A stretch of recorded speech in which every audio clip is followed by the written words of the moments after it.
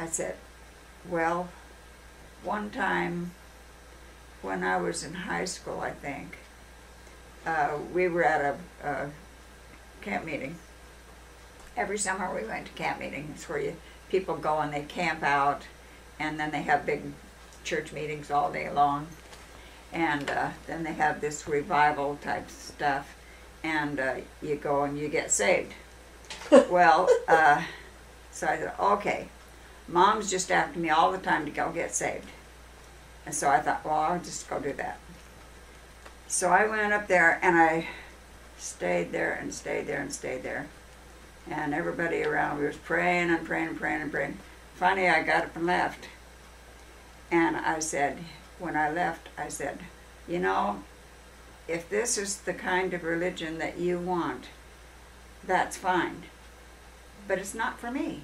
There's something missing. You know, it just doesn't click, doesn't work. And there's too many things that they can't answer. And I wanted answers to everything, not just part of it. I mean, I knew that the book of all the stories in the Bible, you know, the Daniel and the lion's den, and all this sort of stuff were true stories. I didn't fault any of that, but it's just that there was not all of it. Something was gone. So I wanted the rest of it, and they didn't have it as far as I was concerned, because there were too many things that they didn't answer. And well, when we were in high school, we had a preacher for a teacher in our Christian Endeavor class, which was an evening class for kids. And one day he had all the kids take a paper and write down all the things that they thought that God should do or be. And then he took all the papers, and the next Sunday he began to teach from all those papers, all the things that God should do or be, and answer all the questions. Well, when it came to the part of baptism, I argued with him, and I said, you still don't have it. Someplace in there you've got to be baptized, and the Quakers don't believe in baptism. And I said, this is wrong. And he said, well, okay, if you want to be baptized, I'll baptize you.